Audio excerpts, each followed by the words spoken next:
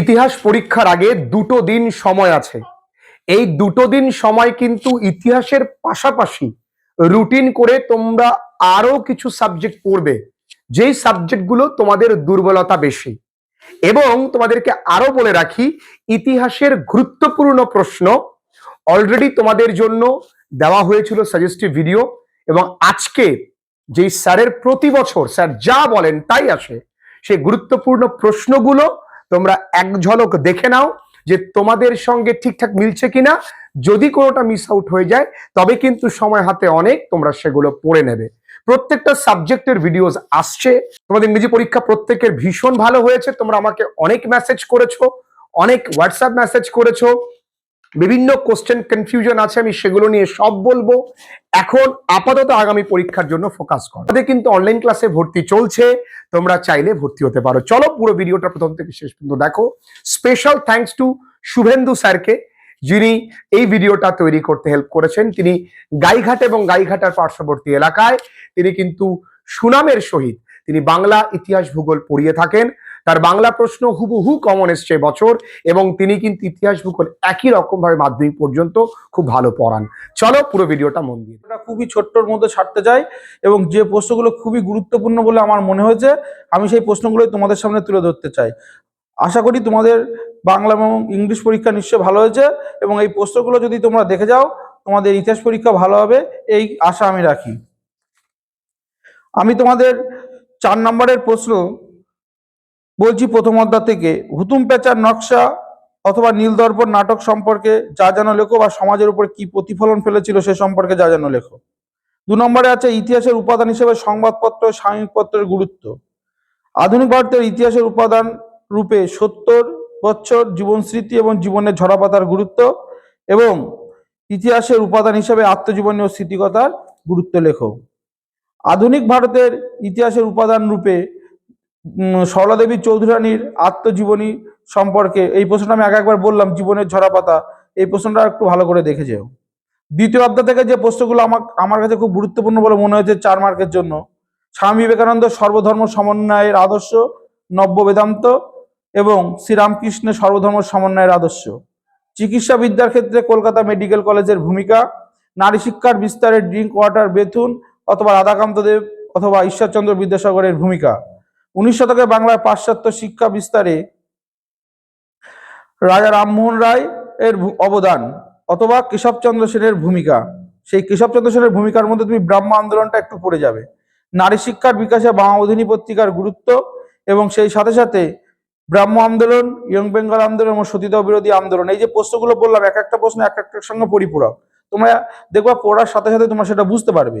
তৃতীয় অধ্যায়ের মধ্যে যে প্রশ্নগুলোর মধ্যে আমার খুব গুরুত্বপূর্ণ বলে মনে হয়েছে: সাঁওতাল, কোল, রংপুর, ভিল এবং নীল বিদ্রোহ, সাথে সন্ন্যাসী ফকির বিদ্রোহ। বিদ্রোহের মধ্যে থেকে একটা আসার সম্ভাবনা প্রবল, সেই সাথে তোমার একটু বারাসাত বিদ্রোহটা একটু দেখে যাবে।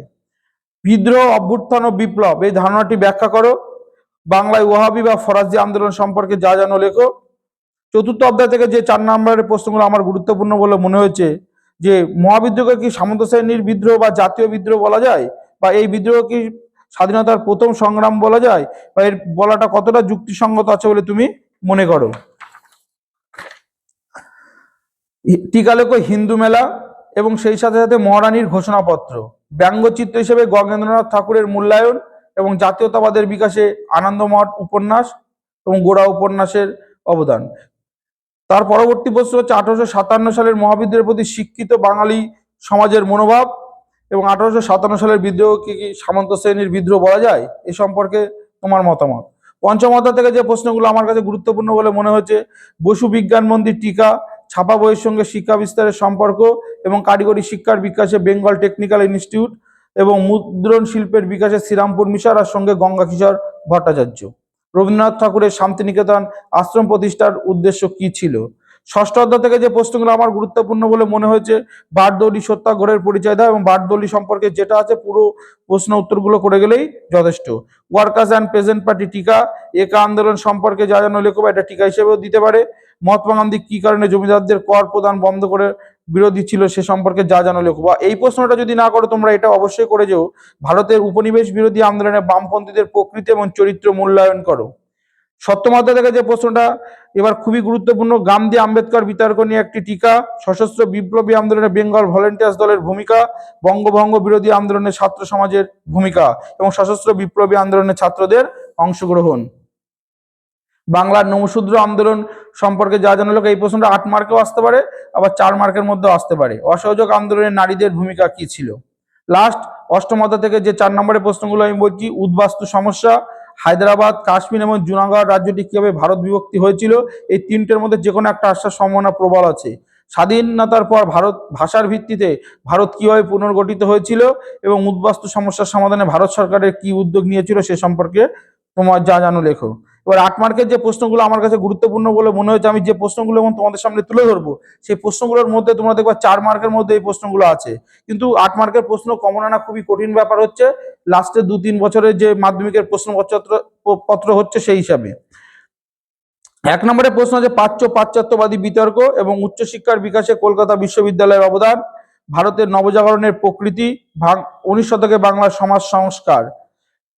এর পরবর্তী অধ্যায়, তৃতীয় অধ্যায় থেকে যে প্রশ্নটা আছে, ওই যে আমি আগেই বললাম, নীল বিদ্রোহ, চুয়ার বিদ্রোহের কারণ, গুরুত্ব, প্রেক্ষাপট, ফলাফল, বৈশিষ্ট্য।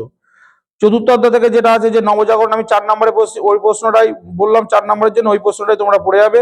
আর 19বিংশ শতাব্দীর লেখায় ও রেখায় কিভাবে জাতীয়তাবাদের বিকাশ ঘটেছিল। পঞ্চম অধ্যায় থেকে তোমরা দুটো প্রশ্ন পড়লেই হবে, একটা হচ্ছে মানুষ প্রকৃতি শিক্ষার সমন্বয় রবীন্দ্রনাথ ঠাকুরের চিন্তা, আর একটা হচ্ছে বাংলায় কারিগরি শিক্ষার বিকাশ সম্পর্কে যা জানো লেখো। ষষ্ঠ অধ্যায় থেকে তোমাদের যেটা পড়তে হচ্ছে অসহযোগ আন্দোলন চলাকালীন দুটি কৃষক বিদ্রোহ সম্পর্কে যা জানো লেখো, আর একটা হচ্ছে যেটা আমি বললাম বামপন্থী আন্দোলনে বামপন্থীদের ভূমিকা কি ছিল, উপনিবেশ বিরোধী আন্দোলনে বামপন্থীদের ভূমিকা কি ছিল। সপ্তম অধ্যায় যেটা আছে সেটা হচ্ছে তোমার বঙ্গভঙ্গ বিরোধী আন্দোলনে ছাত্রদের কি ভূমিকা ছিল, বিপ্লবী আন্দোলনে ছাত্রছাত্রীদের অবদান বা ভূমিকা লেখো। সেই সাথে 4 মার্কের জন্য যে প্রশ্নটা আমি বলেছিলাম সপ্তম অধ্যায়ে, যে দলিত আন্দোলন বিষয়ে গান্ধীজি আম্বেদকর বিতর্ক, ওটাই। আর লাস্ট অষ্টম অধ্যায় থেকে যে প্রশ্নটা আমার কাছে মনে হয়েছে সেটা হচ্ছে তোমার পূর্ব পশ্চিম ভারতে উদ্বাস্তু সমস্যাকে কেন্দ্র করে একটি তুলনামূলক নিবন্ধ আলোচনা করো। এটাই আমার কাছে গুরুত্বপূর্ণ বলে মনে হয়েছে। তোমার আলাদা আলাদা করে বলতে গেলে দেখা যাচ্ছে প্রত্যেক অধ্যায় থেকে 8 মার্কের প্রশ্নগুলো খুবই বেশি বলে মনে হচ্ছে, কিন্তু দেখা যাচ্ছে তুমি যদি বেছে নাও 5, তারপরে তুমি যদি 6 কিংবা